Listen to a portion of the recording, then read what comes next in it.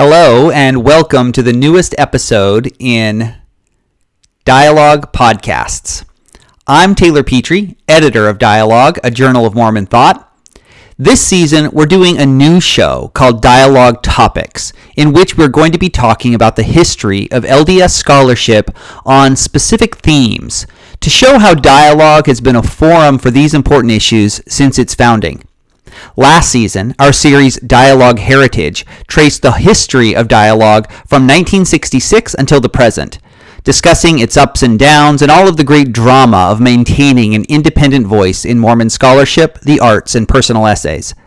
You can check out the 11-episode series in our podcast feed history or at dialoguejournal.com/podcasts. Learning that history in depth was such an amazing experience that got us thinking that there were a lot of great topics to discuss. This season, we're going to do just that. We'll also bring you up to date on these topics with our more recent issues to discuss some of the current trends. All of our topics pages are curated to bring you comprehensive collections of annotated scholarship and may be found at dialoguejournal.com/topics pages, all one word, or navigate there from our homepage, dialoguejournal.com.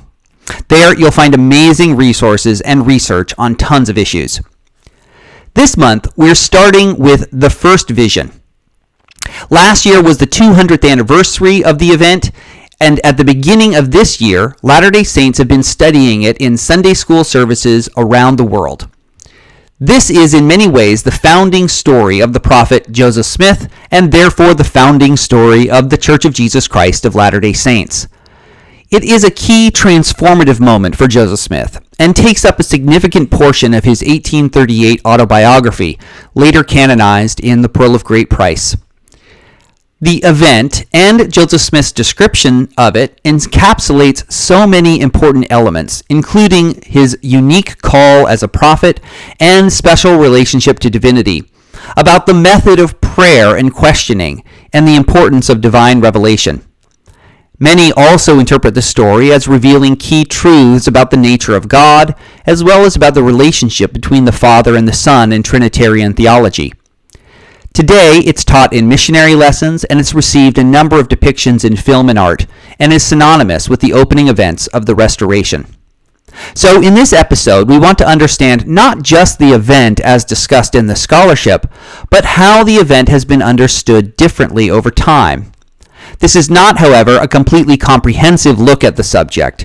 There are other academic journals that have sprung up after Dialogue, and there are numerous biographies of Joseph Smith and other books that discuss the history of the First Vision in LDS thought, and we can't cover all of them, except as they come up in the history of Dialogue.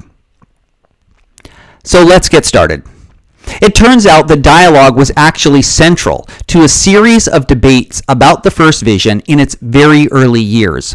Dialogue is founded in 1966, but there are a few earlier events worth mentioning. About 2 decades after a controversial biography of Joseph Smith, Fawn Brody's No Man Knows My History, which was published in 1945, which argues that Joseph Smith was a fraud who knowingly deceived his followers, including about the First Vision. Brody argued, based on the available evidence at the time, that there was no evidence prior to 1838 that Joseph Smith ever taught that there was a first vision, a claim that can't be backed up now based on lots of new evidence that's been discovered. Anyway, Brody's biography was and remains a massive success and sensation, and though controversial, it brought up professional historical approaches and methods to the study of the prophet for the first time, really, including new documents and discussion of unflattering topics that had been ignored or suppressed by the faithful histories produced by the LDS Church. Though it was slow, it launched a new revolution in the study of Mormonism called New Mormon History. This movement included Latter-day Saint and non-Latter-day Saint scholars, male and female, who wanted to do professional, objective, quote-unquote, history that wasn't anti-Mormon or pro-Mormon, but rather tried to tell the story of Mormonism. Among the New Mormon history scholars was James Allen, who became a legend in the field. And in just the third issue of Dialogue in 1966, he blows the lid off the first vision story in his article, The Significance of Joseph Smith's First Vision in Mormon Thought. In this foundational piece, he points out that the first vision as we know it was not particularly important in the 19th century, expanding on the conclusions that Brodie had originally come to, that Joseph Smith didn't put particular attention on it either. Even in Joseph Smith's life, it had only limited circulation, he argued. Anti-Mormon literature never mentioned it. After the 1838 account of Joseph Smith, the first vision does get more attention, but still nothing like the attention that it gets later on. In fact, another preceding event happens in 1961, where the first vision had just become a part of the new official missionary teaching plan, so it was receiving renewed attention. Also, in 1965, just a year before his article, Paul Cheesman wrote his master's thesis at Brigham Young University titled An Analysis of the Accounts Relating to Joseph Smith's Early Visions. That was the first thorough comparison of the similarities and differences between the four known accounts of the first vision up until that point. These have differences in terms of describing what Joseph Smith saw, the age that he was, and others. Allen argues that Joseph Smith told people initially, but because of the initial pushback he described,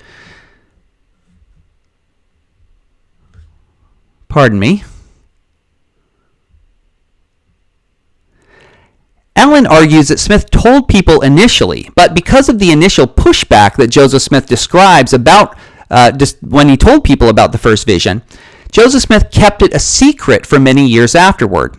This would explain why it wasn't a central part of his teaching before 1838. It may have been known in limited capacity, but the 1838 account was the first real public discussion, according to Allen, nearly 20 years after the event. But what's more, its meaning for Latter-day Saints has shifted from an account of Joseph Smith's visit to taking on greater theological significance. Now, another event that happens just before the initial publications and Dialogue was in 1965. Gerald and Sandra Tanner, famous anti-Mormons, published Joseph Smith's 1832 account, discussed by Cheesman, as evidence that the church had been hiding it and pointing out its contradictions with the 1838 version. In 1969, a BYU Studies issue finally published the known accounts in Gene Jesse's article that gave both the transcriptions and versions of and an interpretation of the differences. The mystery of why the first vision story wasn't told or known well was deepened a few years later. Reverend Walters, in 1968, published New Light on Mormon Origins from the Palmyra Revival in Dialogue. This had been published a year earlier in the Bulletin of the Evangelical Theological Society and was submitted to be published in Dialogue with a historical roundtable of Latter-day Saint historians to discuss it. Dialogue was always about, dialogue, and this was an early example of fostering serious conversations. Walters called into question whether there was a religious revival in Palmyra in 1820, finding no historical evidence of one until 1824, using Oliver Cowdery's separate recollections as contradictory evidence to Joseph Smith's.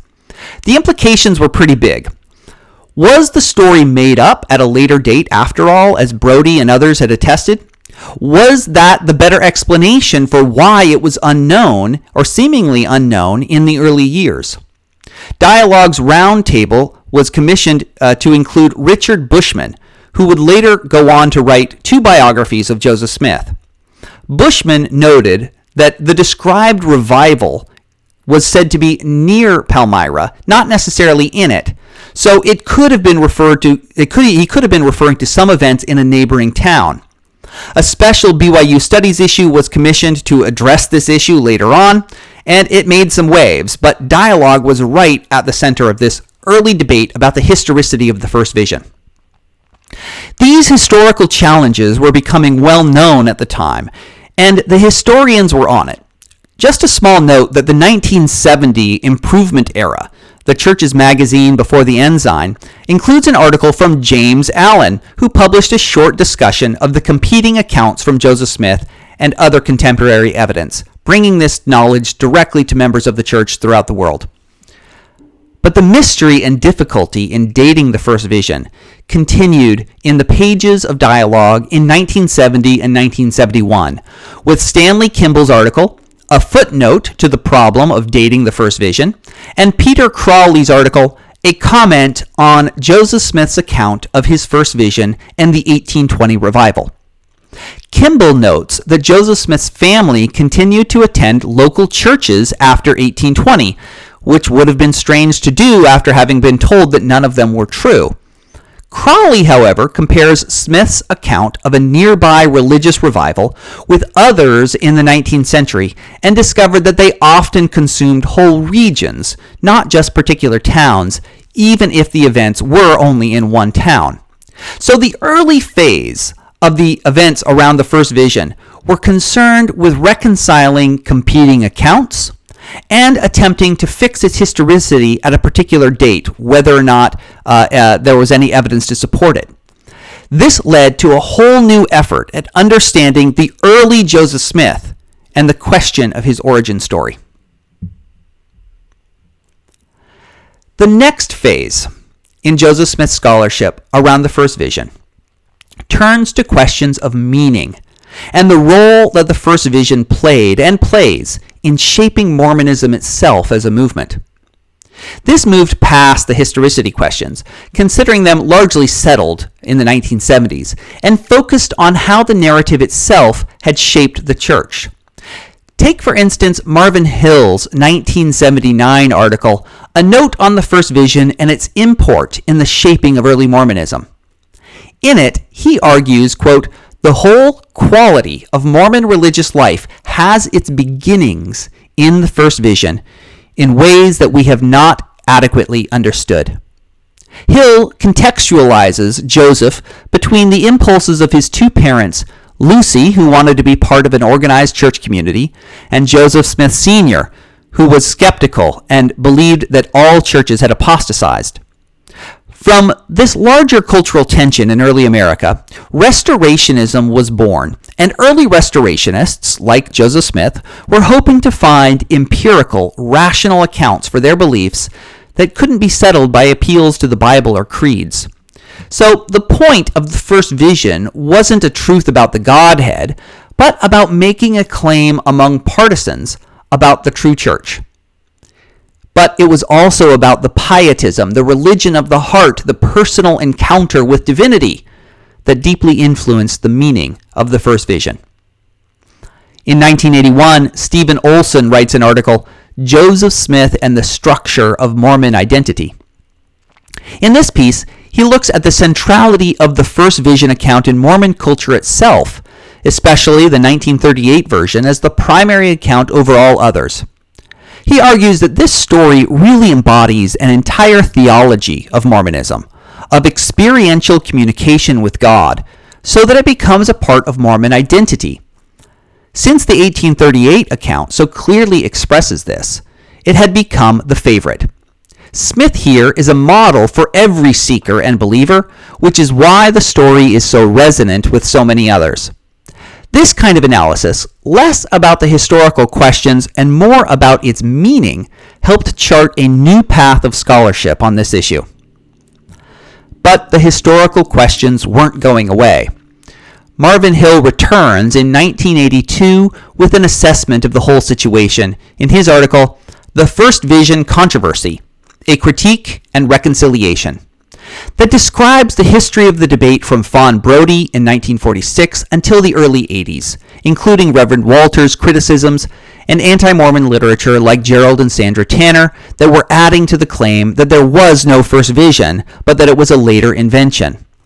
Through the late 1960s and 70s, these were the big issues.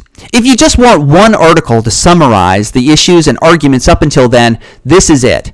Agree or not agree with the arguments, it's an immensely useful survey of the debate and the evidence itself. So I'm going to conclude this phase with the publication of Richard Bushman's first biography of Joseph Smith, called Joseph Smith and the Beginnings of Mormonism in 1984. Though not published in dialogue, Bushman's biography of the early Joseph Smith settled a lot of these issues for the time and also added further context.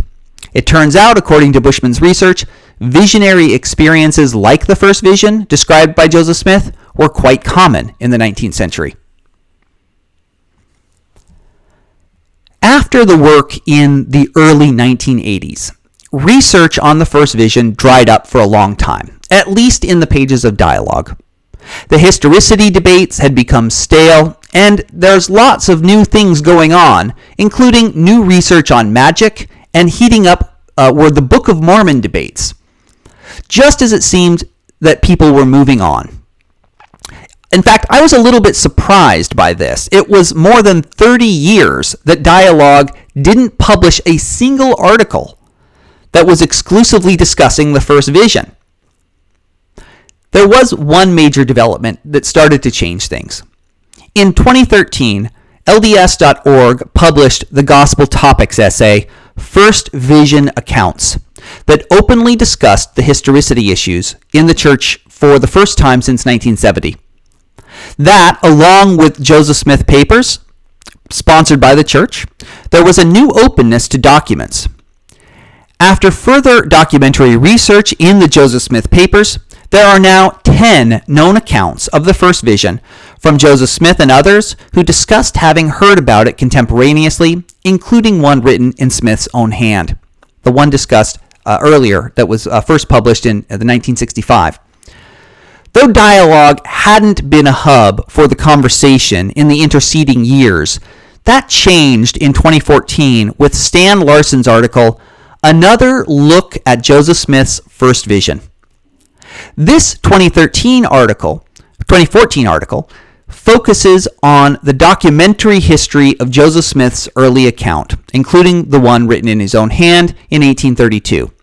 Larson argues that Joseph Fielding Smith is the one who cut out the handwritten version from Joseph Smith's letter book that it was put in and put this folia in his office safe for decades, which explains why the account was unknown. It seems an intentional effort to deny researchers access to the document, acknowledging implicitly that its content might be challenging.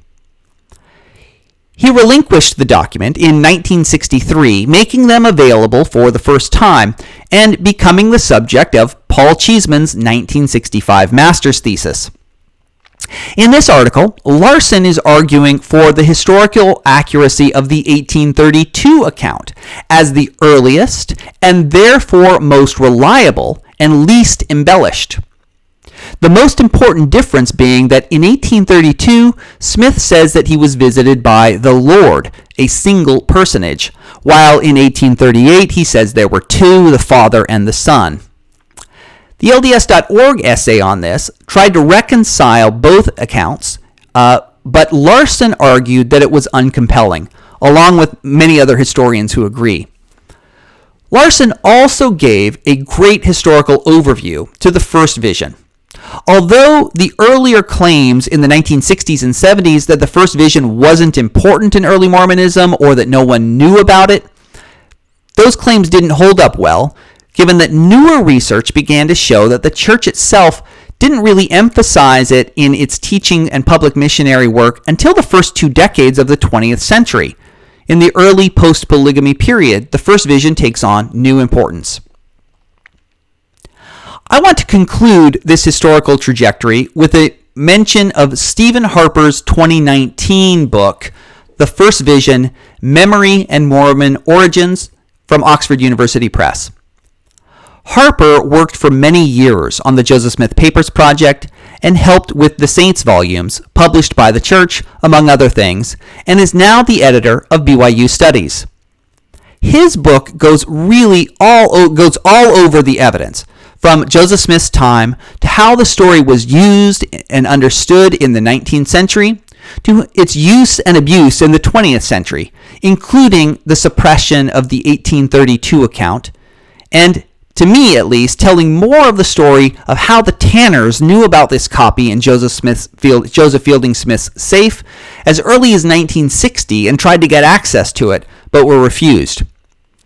Anyway, there are lots of great stories from the further and more recent past, documenting how Joseph Smith's first vision account has been understood and used in the memory of the Latter-day Saints.